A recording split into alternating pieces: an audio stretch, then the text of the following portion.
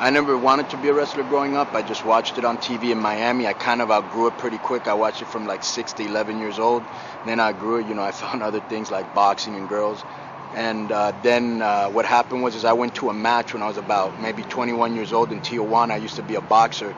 And a guy invited me to a match in Tijuana. I had actually gotten into a fist fight in a basketball court. And he said, hey, you know how to throw your punches? And I go, yeah, I used to be, I'm a boxer. He goes, why don't you come to Tijuana and learn how to wrestle? And I was like, F that, you know what I'm saying? And he was like, just come down there. It's really different. So I went down there and I was mesmerized by the mask, the capes, all the blood, the sheer frenzy, excitement. I mean, the United States doesn't even compare in crowd noise or even frenzy like Mexico. It's a whole different world. It was almost mystical and magical. It was like watching superheroes. And I just fell in love with it. And I couldn't think of anything else except wrestling. When I got in there, all I breathed was 24 hours wrestling. I loved wrestling. When I got the chance to book, that's all I did was think wrestling. I was very successful at that. When I went to WCW, I would say the third year I was there, I hated wrestling for the first time in my life. What caused that? What brought you upon that? Just all the politics, the guys on top protecting their spots, a lot like you're seeing in WWF right now, a lot of subtle racism, holding back all the Latinos, when we all know that one of the reasons we beat Vince McMahon is because those guys were out there doing those weekly car crashes. I mean, there ain't one kid that was like 9 to 15 years old, or even one teenager who didn't love the Mexican style. But they were too busy on the air making fun of them, Tony Schiavone and people like that, and relegating them to just, a first match on the house show. And, they dropped the ball. It was exciting. It was different. We revolutionized wrestling, and wrestling will never be the same because of the luchadors that I brought to WCW after I brought them to ECW, after Paul Heyman gave them the chance to be who they are. One question I have. Yeah. That I thought it was really offensive. Got part of when I saw this on TV. I think Russo was booking at the time. There was some sort of, I think they had like, do you remember what I'm talking about? They had 4 luchadors in there. Oh, with a piñata. Yeah, piñata. What's your opinion about that? I don't think Vince Russo's a racist so much as a product of his upbringing and surroundings. I think that's how New Yorkers, even Italian Americans who are really, really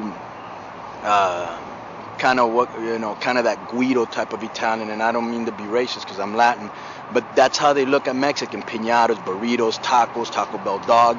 There's nothing wrong with it. We all have stereotypes about Chinese. We all do. The 2 guys behind the camera, me and the guys watching me. We all have stereotypes about Arabs.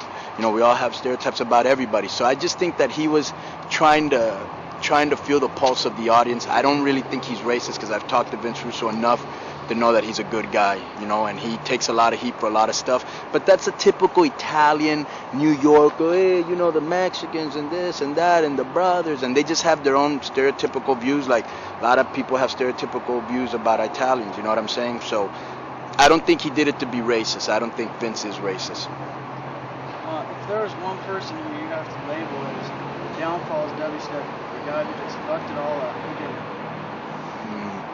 I don't think you could blame one guy. I think the blame has to start with Eric Bischoff, because as much as everybody puts him over on the sheets now, well, I made more money with Eric Bischoff than anybody else. So what good is that if now you don't have a job?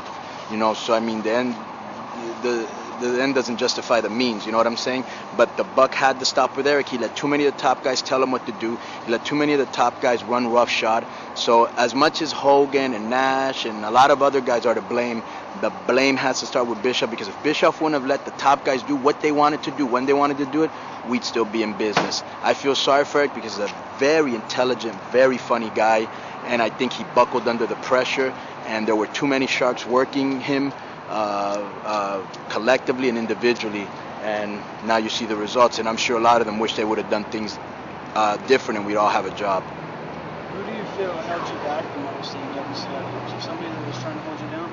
I would say at different times these guys: Eric Bischoff, Lex Luger, Kevin Nash, and Kevin Sullivan. Those are probably the only guys that ever really held me back, that I could tell that had a direct say-so in holding me back.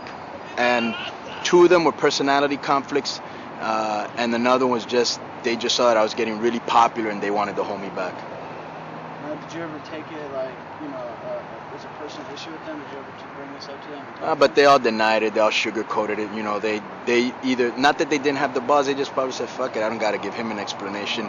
This is how we deal in wrestling. Now deal with it. It's probably been done to them before too, and they just look at it as part of the process, But they're stupid because they could have made a lot of money off of me merchandising wise. They could have made a lot of money off of me, off of Eddie Guerrero, off of Rey Mysterio, off of Chris Jericho, and they didn't. There was one time when I was so hot. I remember Goldberg telling me when Goldberg was the man. He goes, Konnan, you're the man. And we were in Atlanta when he had just sold out the Atlanta Dome with Hogan. I go, no, you're the man because you sold this place out. Goldberg goes, bro, you're on fire right now. And I even remember telling Goldberg, you haven't even been in the business 4 years. They'll hold me back in less than 3 months. He goes, no, they won't. They can't. I go, yes, they can. And they did. What do you think about Goldberg's current situation now that you brought him up? He's smart. Who doesn't want to sit home and make free money? He got the sweetest deal in the history of wrestling. If you have to look back and just think of,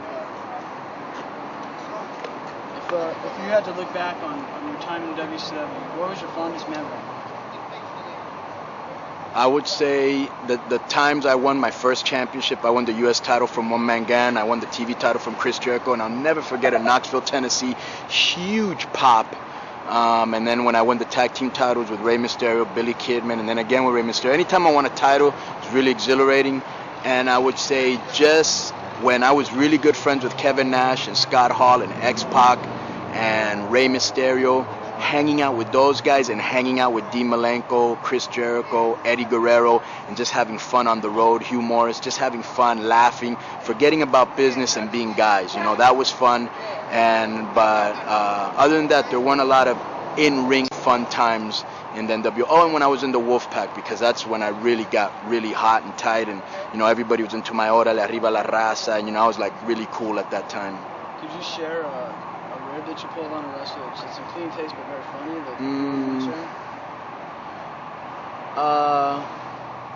I used to like to go into the wait till a wrestler was in the bathroom for a while, where I knew he was taking a dump in the airline stall, and then there's a way to jimmy the door where you can open it, and then it says vacant, but there's really somebody in there. And I would wait where somebody was in there, about 4 minutes. I knew he was taking a dump, and somebody would open the door and they'd be there, taking a dump in the airplane. It was always nice to hear, hey, and the other person go, I'm sorry, and then he'd hear me laugh. He'd come by and he'd try to see who was laughing. I was usually first, second, or third, depending who the main ribbers were on the plane. If Kurt Hennig was there, he'd go to him first. Scott Hall was there, he'd go to him second. He'd come look for me, and I usually couldn't hold it in. But I like to pull a lot of ribs, So, that's one of them. I can't tell the other ones, then all the wrestlers will know that it was me.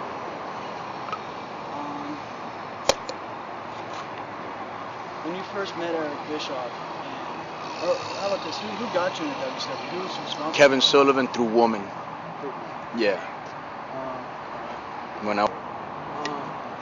Now, right now, no wrestlers, no union or anything. What's it going to take to get a union so that wrestlers have rights again? Because right now, the only person, nobody has rights right now in wrestling. Yeah, because the guy, I think that's a pretty obvious answer. When the guys on top, like The Rock, Austin, Hunter, say, fuck Vince McMahon, I'm going to help the other wrestlers out. Because they at one time were in our shoes. But, they're just thinking about themselves and they don't give a fuck. But what's going to happen the day that maybe they're not superstars again? They're going to go, fuck, when I had the power, I should have started a union. But it has to be the top guys on top telling McMahon, you know what? I don't care how much you pay us, how much you treat us. These motherfuckers down here need a union. And then they start a union. Now, when you started out with Mexican wrestling down there in Mexico, how was your first reaction from the fans, and how did it grow into a big cult following for you? Believe it or not, mine was almost like Goldberg. Immediately they went nuts because at that time I had a physique, and we're talking about 89, 90, that nobody in Mexico had. I had an incredible physique, and I had really very creative outfits that looked like something out of Konnan, the Barbarian movie.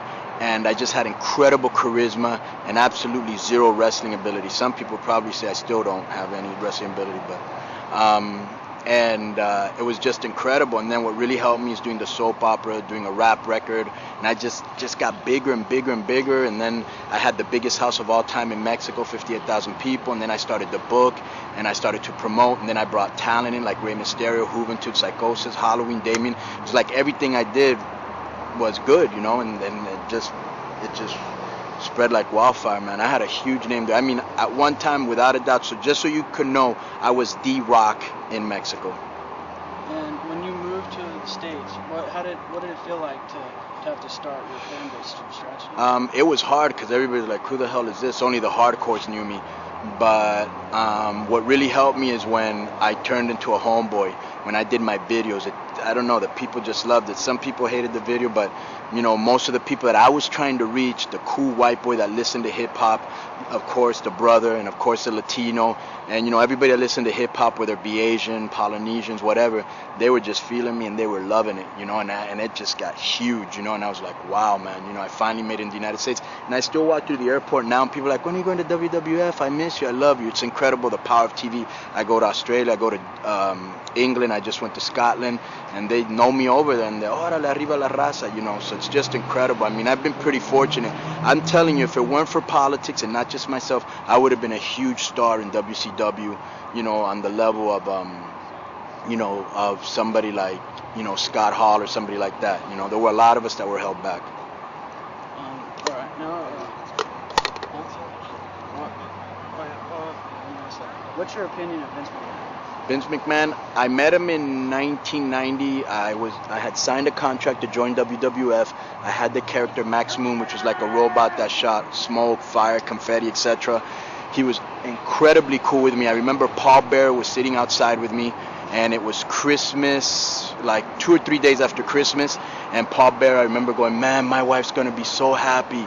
Or it was 2 or 3 days before Christmas. He goes, my wife's gonna be so happy.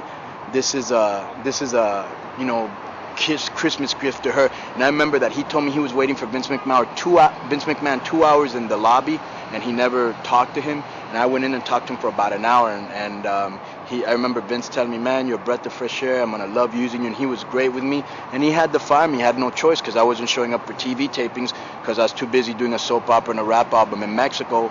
And I was young and stupid, you know, I was like 23 years old, so I really didn't give a damn. But I think he still holds a grudge. Either that or Paul Lee, who I think is mad at me because I left ECW, is holding me back from getting the WWF.